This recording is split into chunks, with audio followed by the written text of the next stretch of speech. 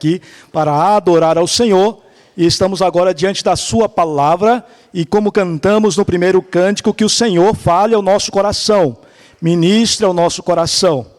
Eu quero, em primeiro lugar, pedir perdão pelo erro que cometi pela manhã, dizendo que eu já fui parceiro missionário aqui da igreja. Não fui.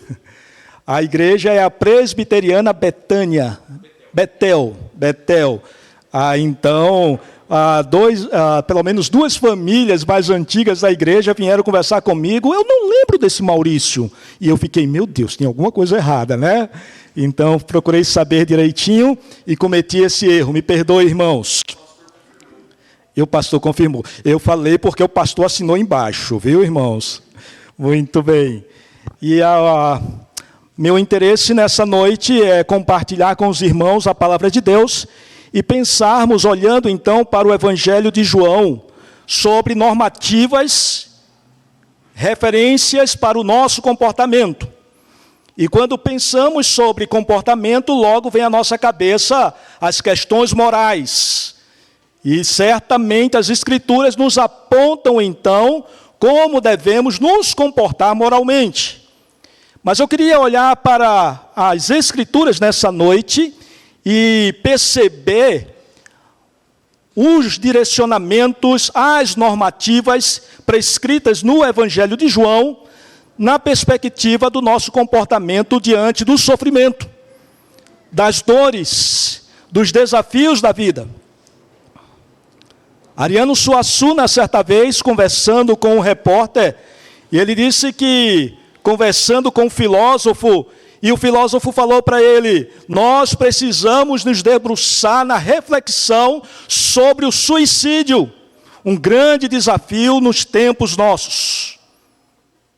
Mas Ariano Suassuna diz que, de fato, é um grande desafio, um grande tema para ser refletido, mas ele completa dizendo: precisamos, em primeiro lugar, pensar sobre a dor e o sofrimento.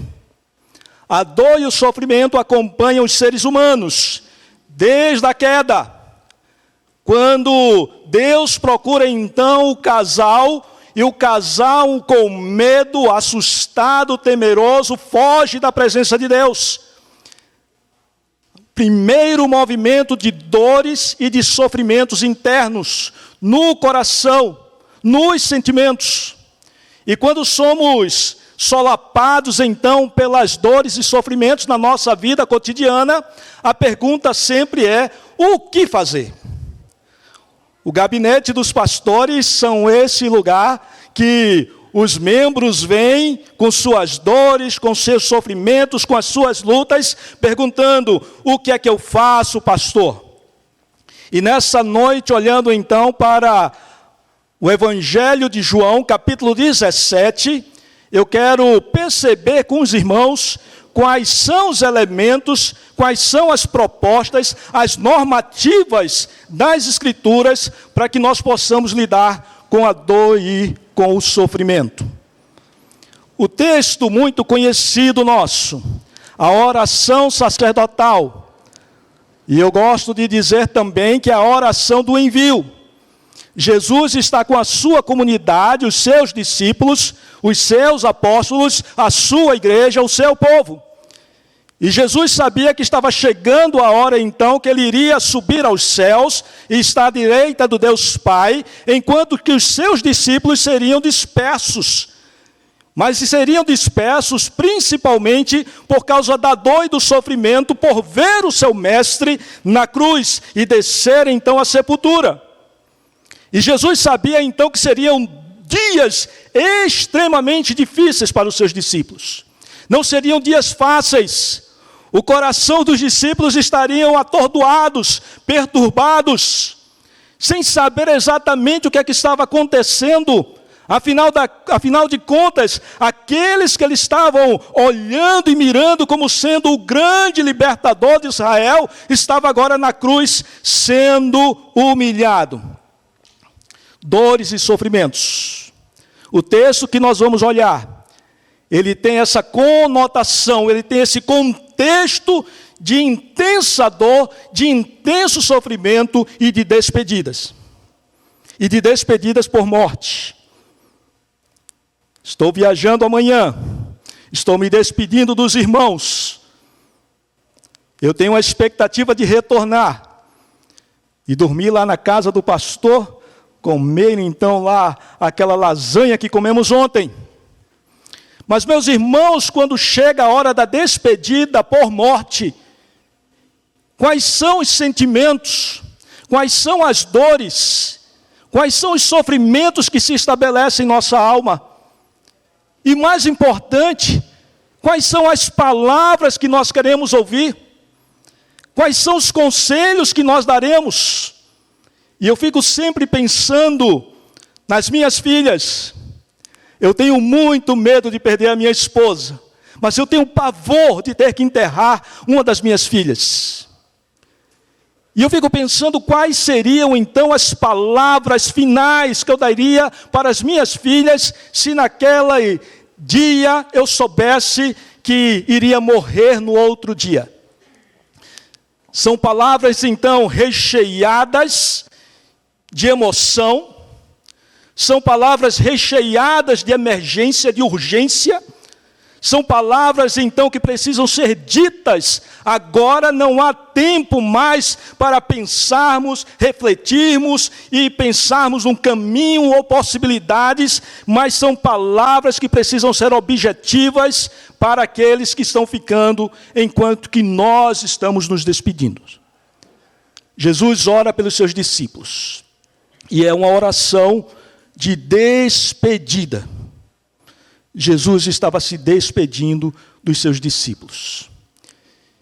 E ele sabia que os discípulos iam ficar perturbados, desesperados, ansiosos com essa situação. Capítulo 17, eu quero olhar com os irmãos nessa noite apenas os 3 primeiros versículos. Depois de dizer estas coisas, Jesus levantou os olhos ao céu e disse: Pai, é chegado a hora, glorifica a teu Filho, para que o Filho glorifique a ti. Percebam o versículo 2, que o texto nos informa que Jesus recebe autoridade para dar a vida eterna àqueles a quem o Pai concedeu a Jesus. Versículo 2. Assim como lhe deste autoridade sobre toda a humanidade, a fim de que ele conceda a vida eterna a todos os que lhe deste. E versículo 23. A vida eterna é esta, que conheçam a ti, o único Deus verdadeiro, e a Jesus Cristo, a quem enviaste. Deus amado, nós estamos diante da tua palavra, nesta noite. E como já cantamos aqui, ó Deus, e ouvimos os nossos irmãos ministrando louvor, nós precisamos ouvir a tua voz.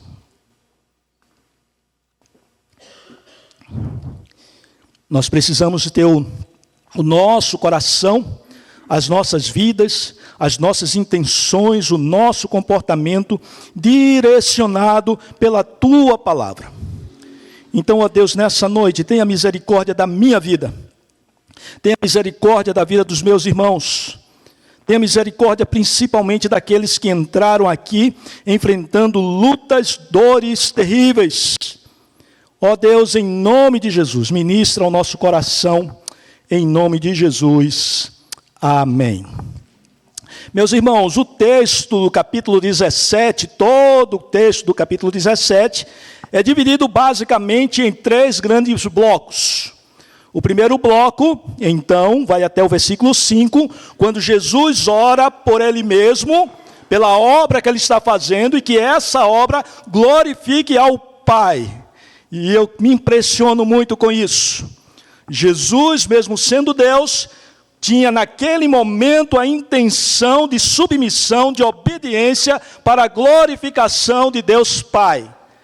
A partir do versículo 6, Jesus começa então a orar pelos discípulos, por aqueles que estavam presentes ali naquela reunião, naquele instante. E eram os seus, era seu povo, a sua comunidade, a sua igreja, que estava sendo agora enviada, nos apontando então para uma das naturezas da igreja, que é a natureza missionária. A igreja é enviada então para a proclamação das virtudes daquele que nos chamou das trevas para a sua maravilhosa luz. Mas a igreja também é chamada, é convocada e enviada para glorificar a Deus em todos os seus atos. Nos momentos de alegria, amém, graças a Deus, como a minha irmã que estava dirigindo aqui o louvor falou, graças a Deus, estamos num bom momento.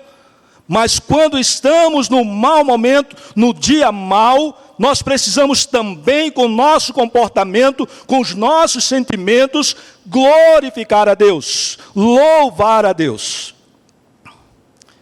E então o Senhor Jesus ora pelos seus discípulos, enviando os seus discípulos. Vejam aqui, não fechem a Bíblia não, a gente vai caminhar aqui no texto e em outros textos também. Percebam aqui no versículo 15. Não peço que os tire do mundo, mas que os guarde do mal. Eles não são do mundo, como também não sou. Santifica-os na verdade, a tua palavra é a verdade. Vejam o versículo 18, irmãos, acompanhem comigo aí a leitura. Versículo 18, assim como tu me enviaste ao mundo, também eu os envio ao mundo. A tua palavra é a verdade.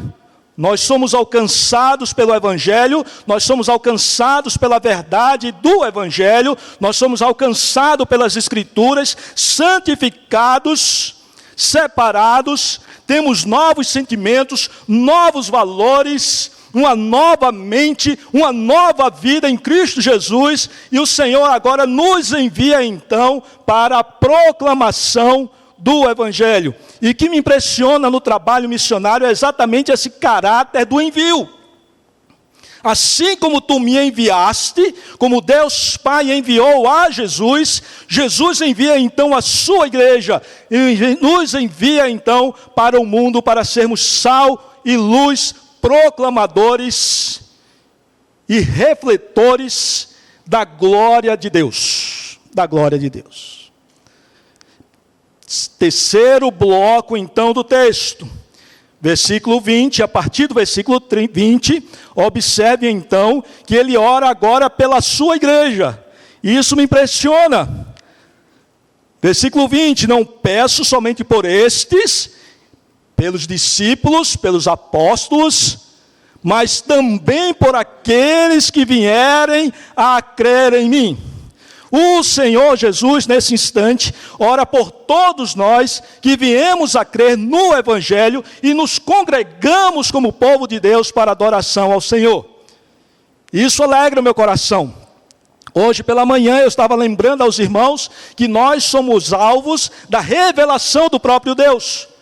O Evangelho não se estabelece no nosso coração, no meu coração e no seu coração, por causa da habilidade do pregador, por causa da capacidade do evangelista, mas por causa da revelação do próprio Deus. E se nós estamos aqui nessa noite como povo de Deus, comunidade de Deus, família do Senhor, nós estamos aqui, irmãos, porque o próprio Deus, o Todo-Poderoso, deu autoridade a Jesus para que Ele nos conceda a vida eterna. Eu não sei se isso aquece o seu coração, mas isso aquece o meu coração. Isso alegra o meu coração.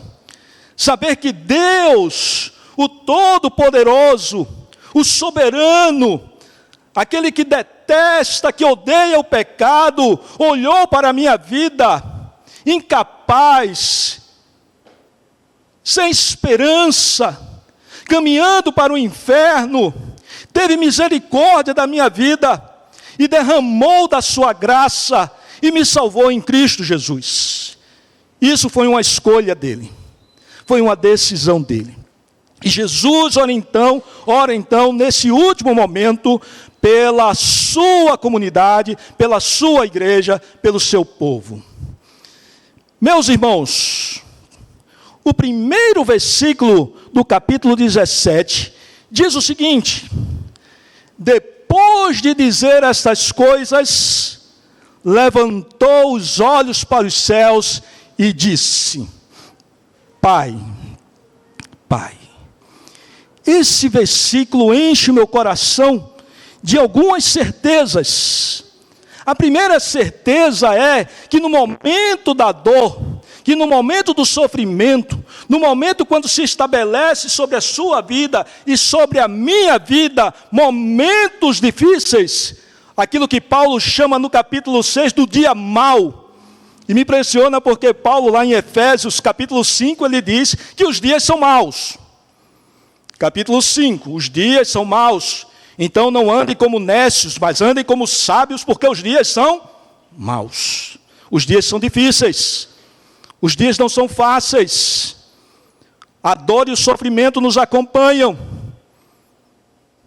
Mas no capítulo 6, o apóstolo Paulo, ali de Efésios, ele diz que não apenas o dia mau, mas que nós precisamos estar firmados no Senhor, e aí ele faz a descrição da armadura de Deus, e ele diz, para quando chegar o dia mau. Não sei se os irmãos percebem isso. Os dias são maus, mas chega então aquele dia que é o dia mau, o dia difícil, o dia onde a nossa fé estremece, onde o nosso coração às vezes até adoece. E a primeira coisa que me chama a atenção nesse primeiro versículo é observar o que foi que Jesus falou. E depois de ter dito essas coisas, Jesus ora então pelos seus discípulos que vão passar por um momento de tribulação terrível. Quais são as recomendações então de Jesus a esses discípulos? Precisamos então retornar e fazer uma caminhada a partir do capítulo 13 de João. Olhem aí comigo, irmãos. No capítulo 13 nós temos a narrativa, a descrição da última ceia do Senhor. E eu gosto muito de lembrar esse momento narrado por Lucas. Lucas é um evangelista, um escritor que tem um coração muito sensível. E quando ele descreve então essa última ceia, ele diz que Jesus ansiava de estar com seus discípulos, ansiava por aquele momento. Era um momento de despedida, era um momento de dor, era um momento onde Jesus sabia que ao sair daquela sala, estaria indo direto para o Calvário. E diz o texto, então, em Lucas, que ele desejava e ansiava estar com seus amigos, com os seus discípulos. O livro, então, de João, aqui no texto do capítulo 13, então essa descrição mostra Jesus com seus discípulos, 12, inclusive porque Judas estava presente à mesa. E o texto fala que Jesus, então, se ajoelha e lava os pés dos seus discípulos, inclusive os pés de Judas. E talvez na nossa mente humana falha, pudéssemos pensar o seguinte: Jesus lavando os pés de Judas e xingando Judas. Seu sem vergonha, eu sei quem é você, seu traidor. Mas me impressiona o texto porque diz logo abaixo que Jesus amou a todos e amou até o fim. Jesus foi amado, Judas foi amado por Jesus, foi acolhido, recebido por Jesus, mas ele era o filho da perdição. E nós encontramos nas Sagradas Escrituras o relato de que nenhum dos discípulos se perdeu, exceto o filho da perdição. Mas o que me impressiona, irmãos, é que na saída de Judas, ao sair Judas para cometer então a traição, Jesus começa o discurso de despedida. Porque agora de fato eram os seus, era o seu povo, o seu rebanho. Judas saiu então para fazer aquilo que ele precisava fazer, segundo as Escrituras, e agora Jesus está com os seus discípulos. Talvez a segunda coisa que nós precisamos relembrar nesse ato de Jesus em lavar os pés é outra natureza da igreja. A natureza diaconal. A natureza do serviço, a comunidade do serviço. Nós somos chamados, irmãos, ao serviço. Quando começamos, dissemos que precisamos olhar o texto e perceber as normativas, o direcionamento dos evangelhos ou da palavra de Jesus à sua igreja, para que possamos nos comportar segundo essas normativas. E o que Jesus está nos ensinando aqui no texto, nos seus atos, é que nós precisamos ter essa postura do serviço. Nós somos chamados para servir uns aos outros, mas normalmente as nossas brigas são porque nós queremos ser honrados, nós queremos um lugar especial. Mas o que o Senhor Jesus nos ensina é que o coração daqueles que fazem parte dessa família precisa ser um coração humilde e que está disposto ao diaconato. Capítulo 14, então, Jesus começa o discurso. E a primeira recomendação que Jesus faz aos seus discípulos, aqueles que iriam passar por momentos de intensa dor e intenso sofrimento, a primeira recomendação de Jesus é: não se turbe o vosso coração. Não permita que o seu coração vire um turbilhão de emoções. Não permita que o seu comportamento, a sua vida seja dirigida pelos sentimentos que vão explodir no seu coração. Mas pelo contrário, tranquilize o seu coração, tranquilize a sua alma. Isso me faz lembrar, irmãos, o Salmo 131. Senhor, não ando à procura de grandes coisas, nem de coisas maravilhosas demais para mim. E o salmista continua dizendo, pelo contrário. Vejam que coisa especial, irmãos. O salmista diz, eu fiz calar e sossegar a minha alma. Como a criança desmamada se aquieta nos braços da sua mãe, assim é a minha alma para contigo. Meus irmãos, em nome de Jesus, nos momentos que somos desafiados pela dor e pelo sofrimento, precisamos aprender a falar a nossa alma e dizer, eu vou calar e sossegar na presença do meu Deus. Na presença do meu Deus. Não se turbe o vosso coração. A primeira coisa que eu queria dizer para você nessa noite, que entrou aqui talvez com o coração apertado, talvez por causa daquela enfermidade na família, por causa das lutas financeiras, as dúvidas, talvez até as opressões do diabo sobre a sua vida, não se turbe o vosso coração. Aprendi a calar e sossegar a minha alma. Segunda recomendação, ainda no verso 1 do capítulo 14, diz o seguinte, creiam em Deus, creiam em Deus. Meus irmãos, talvez seja muito estranho para nós que estamos acostumados, domingo a domingo, ouvirmos falar de Deus. Muito estranho, talvez, principalmente para uma igreja reformada, eu vendo aqui o pastor dirigindo, então, a liturgia totalmente embasada nas Escrituras, e eu dizer para os irmãos aqui nessa noite, irmãos, creiam em Deus. Mas é a recomendação do Senhor Jesus para nós nessa noite. Irmãos, precisamos trazer à memória aquilo que nos dá esperança.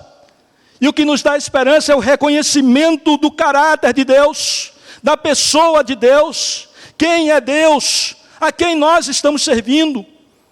Caminhando então ali pelo sertão, fazendo ali o trabalho missionário, evangelizando, a gente pergunta para um, para outro, quem é Deus para você? E aí vira, mexe, você escuta alguma coisa desse tipo. Deus pastor, Deus é tudo. Deus é tudo. Quem é Deus para você? A quem você está servindo? E no momento da angústia, no momento da dor, no momento da tribulação, quando a nossa fé faz aquela estremecida, nós precisamos trazer à nossa memória a pessoa de Deus, a quem nós estamos servindo. Queria relembrar com os irmãos capítulo 6 de Isaías. No ano da morte do rei Uzias, eu vi o Senhor sentado sobre um alto e sublime trono. E continuando o texto, diz que a sua glória enche toda a terra. Meus irmãos, em nome de Jesus, precisamos recordar no momento da dor a quem nós estamos servindo. Nós estamos servindo ao Deus soberano, ao Deus que está sentado num alto e sublime trono, e que a sua presença enche todo o universo. O universo grande, macro, que nós enxergamos, o sol e a lua, e até que nós não enxergamos por sua grandeza, mas o universo micro, pequeno, mínimo, a sua presença enche todos os espaços. Deus é o Senhor do universo. Deus falou não apenas no passado, Deus continua falando hoje. O Salmo 119, 19, os céus proclamam a glória de Deus. Deus continua falando, Deus continua governando, Deus é o regente, o soberano sobre o universo, e Ele é também o regente soberano sobre a sua vida, sobre a minha vida. Não cai um cabelo da minha cabeça que não seja pela soberania e ordem do Senhor. Creio em Deus. O soberano, todo-poderoso, é um Deus bom. A irmã falou isso também durante o momento de louvor. Nós servimos a um Deus bom. Ele é o poderoso, o Senhor do universo. Poderia nos matar, sim, rapidamente, mas Ele é o Deus bom. O Deus de misericórdia. O Deus que nos acolheu, que nos amou, revelou a sua graça para nós, nos salvou em Cristo Jesus. Lembrem-se de Deus. Lembrem-se de Deus. Miqueias, olhando então para a pessoa de Deus, capítulo 1, diz que Deus sentado no seu trono, Ele se levanta, anda pelos lugares altos da terra, e esses lugares altos se derretem como cera, diante da sua presença, diante do seu poder. É o mesmo Deus do Salmo 121. Eleva os meus olhos para os montes. De onde virá o socorro? O meu socorro vem do Senhor, que fez os céus e a terra. Capítulo 6 de Deuteronômios. Capítulo 11 de Deuteronômios. Nos revela um Deus que, de fato, exige obediência. Mas me impressiona, irmãos, porque Ele exige não apenas obediência, mas exige o relacionamento, o amor. Se vocês me obedecerem e me amarem, então vocês receberão as bênçãos. Irmãos, impressionante. Nós não estamos lidando com um Deus tirano, com um Deus indiferente às nossas dores, às nossas angústias. Nós estamos lidando com um Deus bom. Nós servimos ao Deus da misericórdia, ao Deus que está ansioso em se relacionar com você profundamente, hoje, aqui, agora, e na expectativa daquele dia em que seremos levados então para os céus, e vivermos com Ele para todo sempre, até que Ele venha. Cantamos também essa noite, até que Ele venha. Não se turbe o vosso coração, creiam em Deus. Creiam em Deus. O versículo 1 continua dizendo: creiam também em mim. Creiam no Evangelho. Jesus é o Evangelho. Os 4 primeiros versículos de Romanos, capítulo 1, revela então que o Evangelho é Jesus, a pessoa de Jesus, o poder de Deus. John Knox, ele diz que poder é a revelação do Deus presente. Isso é extremamente importante nós termos na mente, porque, irmãos, a nossa cabeça mágica, ou influenciada pela magia, ou pelas religiões mágicas, nós temos a impressão que nós estamos lidando com uma força impessoal, que aquilo é o poder. E algumas igrejas evangélicas assumem essa postura e começam a dizer: eu tenho o poder, o pastor ele tem o poder, então aí receba. E alguém uma energia positiva que é lançada. Isso não existe nas Escrituras. O que existe nas Escrituras é a revelação de Jesus. E quando Jesus se revela, então ali nós temos demonstração de poder, de graça, de transformação poderosa nas nossas vidas. Lembrem-se do Evangelho. Lembrem-se de mim. No momento da dor, na hora do sofrimento, relembre, pregue para você mesmo o Evangelho de Jesus. A morte de Jesus, a ressurreição de Jesus, a expectativa da volta de Jesus. Oh, irmãos, esses são os remédios para o nosso coração perturbado. A recomendação de Jesus ainda no capítulo 14, ele diz que na casa do meu pai há muitas moradas. Se não fosse assim, eu não vos teria dito. Vou preparar lugar. Tomarei vocês para mim, para onde eu estiver, vocês estejam comigo. A esperança da vida eterna, a esperança do paraíso, a esperança do céu, a esperança de que nossos olhos serão enxutos, não haverá mais dor e nem sofrimento, a esperança que nós estamos voltando para casa. Isso fortalece o nosso coração no momento da dor, da dúvida, no momento do sofrimento. Mas os dias não são fáceis. E no capítulo 14 o Senhor Ele nos adverte de que nós não estaríamos sós, que Ele enviaria então o Paráclitos, o Espírito Santo de Deus, que estaria conosco todos os dias. Todos os dias. Nós não estamos sós. Às vezes temos essa sensação. Quando a dor e o sofrimento é grande e que ninguém nos entende, nos sentimos solitários, temos a impressão que nós estamos sozinhos. Minha esposa tem fibromialgia. São dores no corpo todo o tempo. E às vezes eu falo para ela: ô amor, leva o carro. Aí ela diz: você não está percebendo que eu estou com dor? Eu digo: não estou percebendo, amor, me perdoe. No momento da dor, muitas vezes nós nos sentimos solitários.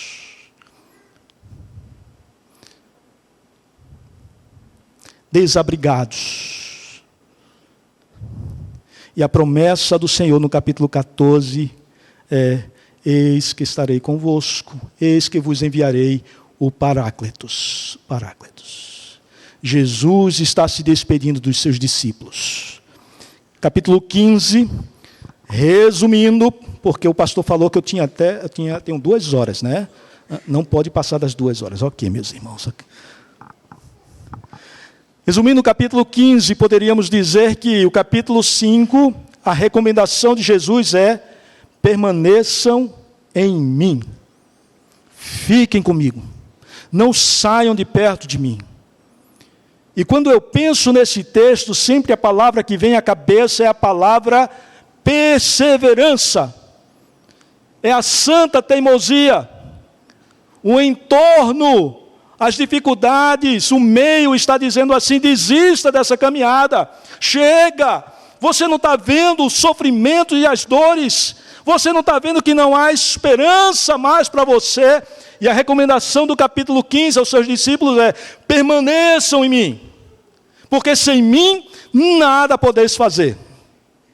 E impressiona porque no capítulo 15, exatamente no capítulo 15, quando Jesus chama os seus discípulos a estar com ele, ele diz no versículo 15: não vos chamo mais de servos, mas vos chamo de amigos.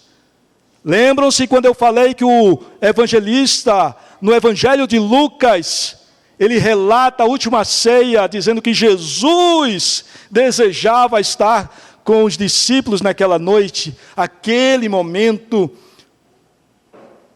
de despedida. Jesus queria estar com os seus discípulos, estar com Jesus. Ouvindo certa vez um pregador, e ele dizendo assim, essa ideia de estar com Jesus, de permanecer em Jesus, é como se nós estivéssemos atravessando uma dessas avenidas grandes aqui do centro da cidade de São Paulo, e com o filho do lado, e o filho faz aquela menção de correr e sair correndo, e ele pega pelo braço e diz assim, não saia de perto de mim. Não podemos nos afastar de Jesus. Não podemos nos afastar da comunidade, da família da fé. Não deixem de congregar, como é o costume de alguns, diz o autor em Hebreus. Meus irmãos, em nome de Jesus, permaneçam. Capítulo 16. Falo então essas coisas, versículo 1, para que vocês não se escandalizem. Versículo 2. Eles vos expulsarão das sinagogas, e até chegará a hora em que todo aquele que matar, pensando que com isso estará prestando culto a Deus, isso farão porque não conhece o Pai, não conhece também a mim.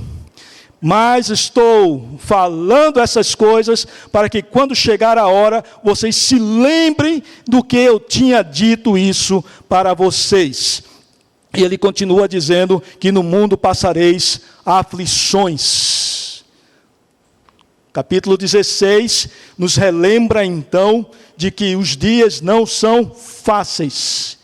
No mundo passareis aflições, mas tenham bom ânimo. Tenham bom ânimo.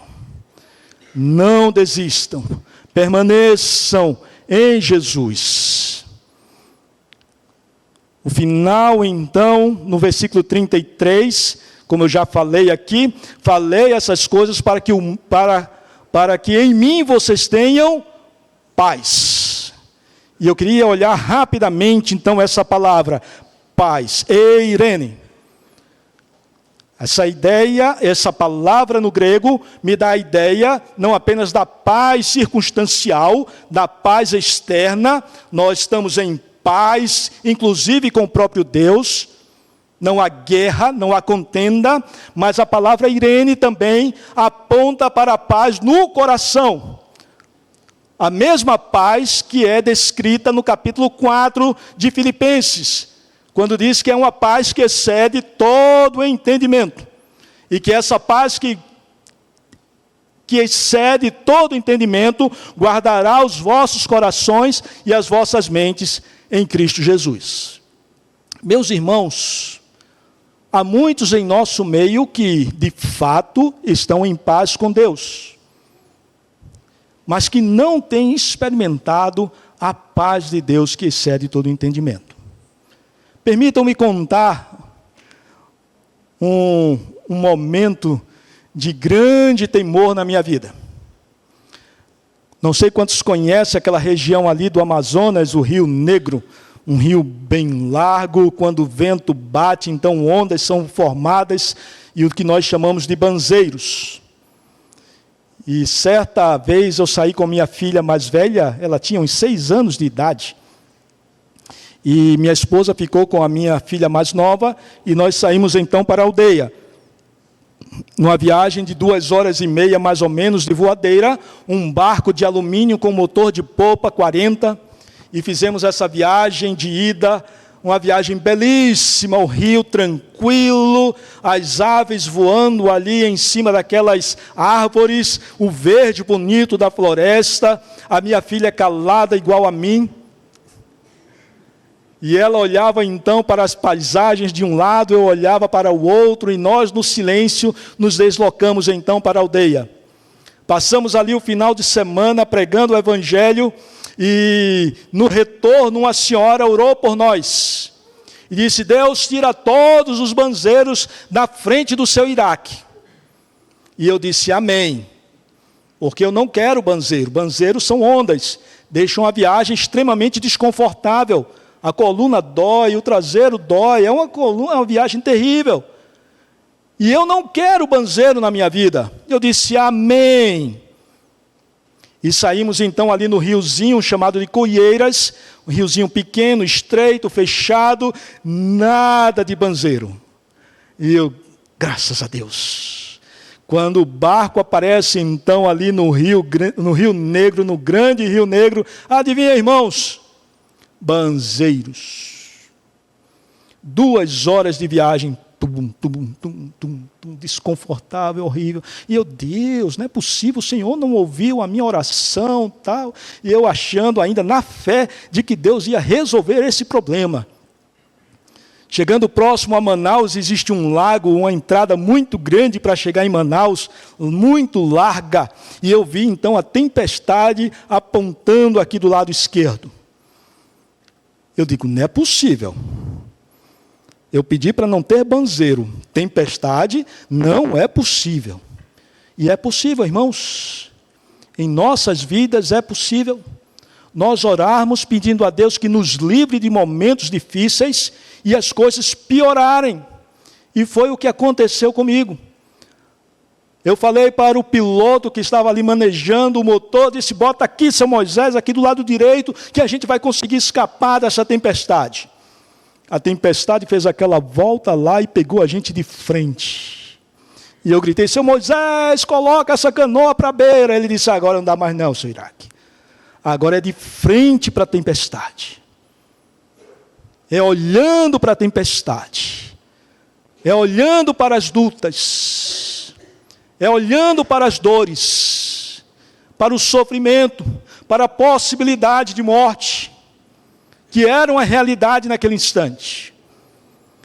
Eu enrolei minha filha num saco então preto, larguei as bolsas que estavam sendo protegidas por aquele saco, segurei ela firme, a chuva eram uns pingos grossos, daquele que dói no couro, e eu segurei minha filha nos braços com toda a minha força, com todo o meu cuidado, mas eu estava morrendo de medo. 5 minutos depois, a minha filha estava dormindo nos meus braços. Dormindo. Segurança no Pai. Eirene. Paz que excede todo entendimento. No meio da dor, no meio do sofrimento, no meio da tribulação, eu deito e durmo em paz, porque só o Senhor me faz repousar em segurança, diz o final do Salmo 4. Eirene, paz que excede todo entendimento. Estou terminando, irmãos. Aqueles que querem ir para casa, estão com fome, vão dizer amém, graças a Deus. Ainda no 33 do capítulo 16, falei estas coisas, prestem bem ao texto bíblico, bem atenção, falei estas coisas para que em mim vocês tenham paz. No mundo vocês terão aflições, mas tenham bom ânimo. Na minha versão aqui está: tenham coragem. Coragem. Eu venci o mundo. Meus irmãos, em nome de Jesus, coragem. Não saiam de perto de Jesus. Perseverança. A sua realidade talvez esteja gritando nos seus ouvidos: desista dessa caminhada. Em nome de Jesus, não saiam de perto de Jesus. Capítulo 17, vejam que coisa linda, irmãos. Depois de dizer estas coisas,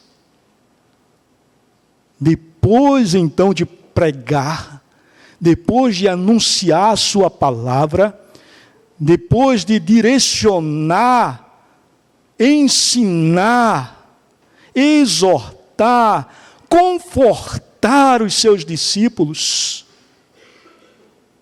Jesus levanta os olhos aos céus.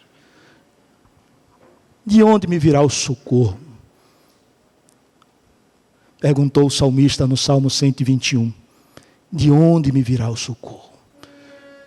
Jesus então olha para os céus, para o Deus soberano, o Deus que tem toda a palavra, toda a autoridade. E ele ora: Pai, Pai. Isso me impressiona e me motiva a ter um coração devoto a Deus. A devoção é essa contemplação segura em quem nós temos crido. Eu sei quem é o meu Pai, eu sei quem é Deus, e por isso, diante desse Deus que domina o universo, eu me curvo em oração, eu me curvo em humildade, e clamo para que Ele possa ouvir-me e socorrer-me. Jesus nos ensina essa devoção a Deus Pai, ao Deus Trino, e que nós precisamos ter essa sensibilidade, mesmo quando nós temos a habilidade, ou conhecimento, ou acesso às Escrituras, que eu sei que os irmãos têm tido nessa igreja. O pouco tempo que eu tenho andado com o pastor, eu tenho visto o quanto ele é bíblico, ele é sólido nas Escrituras. Mas, meus irmãos, em nome de Jesus, nós precisamos nos curvar diante da grandeza do Deus Todo-Poderoso, percebendo a nossa fragilidade, percebendo os nossos riscos, as nossas tentações, e clamando: Pai, Pai, ouve as nossas orações, ouve as nossas orações. O segundo movimento aqui no texto que eu quero olhar com os irmãos, não apenas da oração, não apenas da devoção, de um coração grato ao Senhor, mas também na compreensão de que a Deus pertence toda a glória.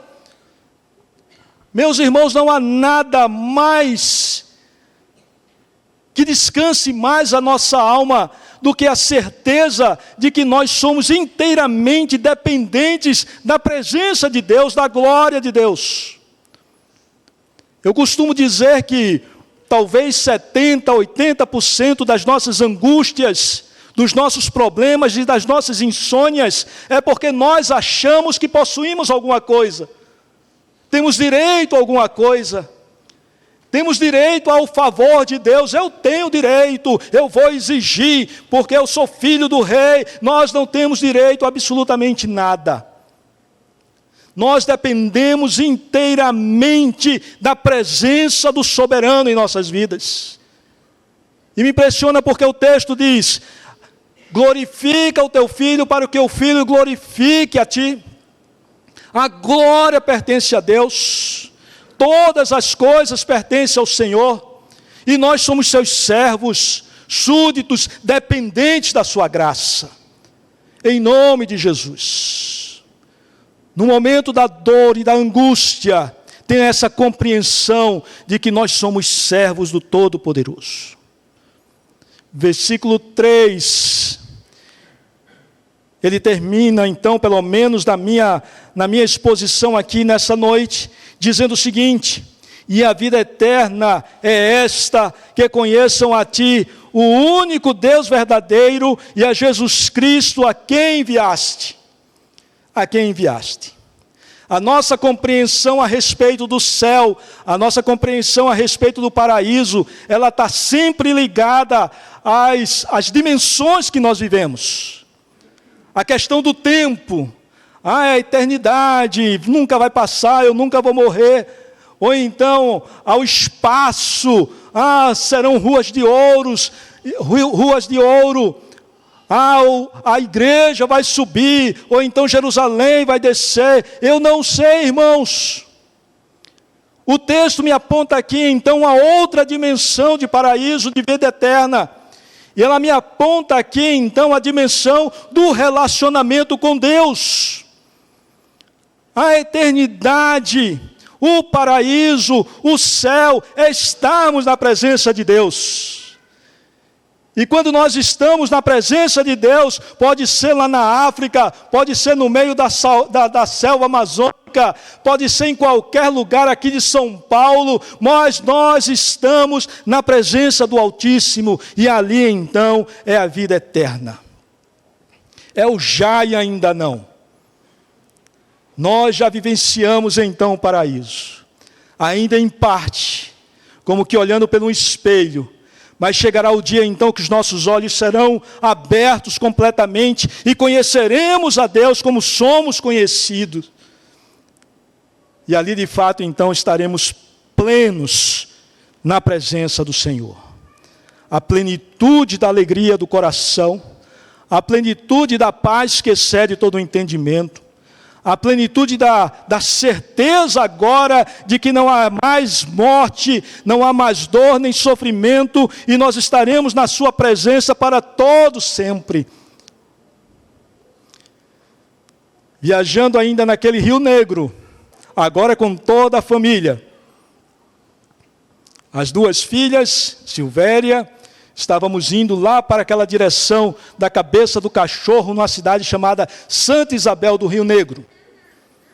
Estávamos sentados, minhas filhas ali, 4 anos, 6 anos aproximadamente, sentado ali na frente do barco, numa viagem de 2 dias e meio até aquela cidade. Minha esposa odeia essa viagem, ela diz que é muito monótona. Eu gosto demais. Estávamos sentados ali, então, um rio muito tranquilo, final da tarde, o céu se confundia com a água. O reflexo do céu batendo na água parecia de fato que nós estávamos caminhando na direção do céu. E a minha filha mais nova teve essa sensibilidade. Ela virou para mim e disse: pai, a gente está indo para o céu? Deus falou ao meu coração naquela tarde. Nós estamos indo para o céu. Nós estamos voltando para casa. Então não se turbe o vosso coração. Não permita que o seu coração vire um turbilhão de emoções que dominam o seu comportamento. Não permita. Faça calar e sossegar a sua alma. Creiam em Deus. Tragam à memória o caráter de Deus. Relembrem a obra de Jesus na cruz pela sua vida. Lembre-se que na casa do Pai há muitas moradas, e Ele vai nos levar para lá. Lembre-se que vocês não estão sozinhos nessa caminhada. O Paráclitos, aquele que nos ensina, nos conduz à verdade, que consola o nosso coração, Ele está conosco todos os dias. Todos os dias. Essas coisas eu vos digo para que vocês tenham paz. Tenham paz. Pratiquem a oração. Aumente o seu tempo de devoção, de devocional, mas tenham uma vida de devoção. Orai sem cessar. Capítulo 6 de Efésios diz: orando todo o tempo no Espírito, em nome de Jesus, meus irmãos. Todo o tempo em oração. Relembrem as Sagradas Escrituras, decorem as Sagradas Escrituras.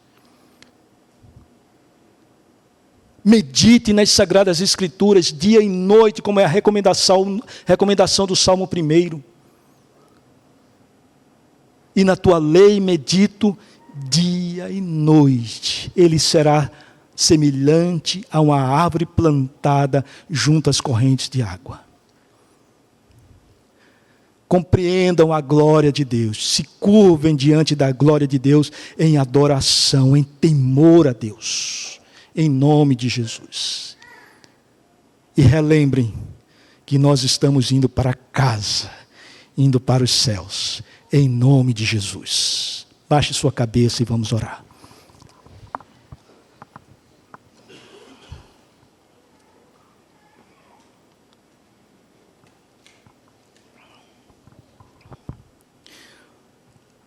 Meu Senhor,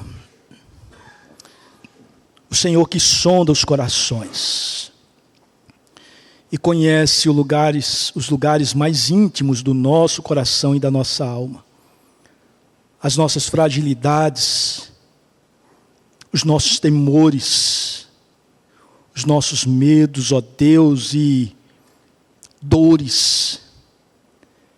Meu Senhor, em nome de Jesus, ouve a oração que é feita pelo teu povo nesse momento. E permite, ó Deus, que teu Espírito Santo possa, ó Deus, nos conduzir à tua verdade. A tua palavra, ela é a verdade. Então, ó Deus, nós nos colocamos e nos rendemos ao Senhor nessa noite, para recebermos a tua graça, o teu favor, o teu amor e a tua transformação em nosso coração, em nome de Jesus e para a glória de Jesus, a quem amamos e esperamos ansiosamente. Amém.